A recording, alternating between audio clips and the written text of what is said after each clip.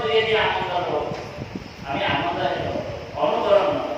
কোনো এটা বস্তু অনুকৰণ সেইকাৰণে ভগৱন্ত অৰ্জুনক কৈছে হে অৰ্জুন অপূৰ্বে যত বুয়াই আছে অবিবেক যতে ক্ৰোধ আছে ভুল ব্যাপাৰ জানো ধনঞ্জয়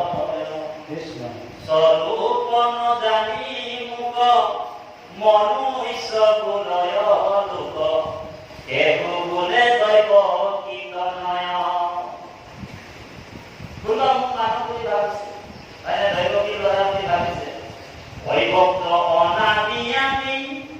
এতেকে জানিবা তুমি বৈভক্ত ঈশ্বৰ নিৰাকাৰ মায়াক আশ্ৰয় কৰি মইছ কুৰ্ম ৰূপ ধৰি যুগে যুগে হওঁ অৱতাৰ মই মায়াক আশ্ৰয় কৰি মৎস্য কুৰ্ম ৰূপ ধৰি যুগে যুগে অৱতাৰ হওঁ অৰ্জুনক কৈছে মোৰ এইটো জন্ম কৃষ্ণ জন্ম নহয় মই আৰু কিমান জন্ম আগত ধৰিছিলো পিছত ধৰিছিলো অনাদিকালৈকে ধৰিয়ে আছো কিন্তু তোমাৰ এই তুমি নৰৰ কাৰণে তুমি জীৱাত্মাৰ কাৰণে মোক এই স্বৰূপটো বুজি পোৱা নাই মই নাৰায়ণৰ কাৰণে এই স্বৰূপটো বুজি পাইছো কাৰণ মই নৰ তুমি নৰ তুমি নাৰায়ণ গতিকে আমি দুজনো কিন্তু অনাদিকালৰে হয় মাজত মায়াটো পেট দি দিছে গতিকে জীৱ ব্ৰহ্ম আৰু মায়া হৈ আছে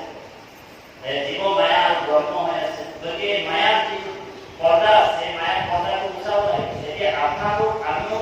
জীৱ অংশে প্ৰৱেশ দিলা তুমি কাই আমাকো ভগৱন্তই মায়াৰে আৱৰণ দি এটা কৰিছে পৰ্দা এইটো কবাত হেৰি পথ বুলি কয় পথ মানে পৰ্দা পথ শব্দৰ অৰ্থটো হৈছে পৰ্দা পৰ্দা এখন দি থৈ দিছে যে পৰ্দা কেনেকৈ দিছে যে জীৱ আমি মায়া পৰ্দা আৰু ব্ৰহ্ম ভগৱানৰ ব্ৰহ্মপ্ৰত্যম অনন্ত ঈশ্বৰ ভগৱান কৃষ্ণ এই পৰ্দাটো বুজাবৰ কাৰণে কি কৰিবলৈ কৈছে বৃহস্পতিত কৈছে যে তোমাৰে হে অংশয়া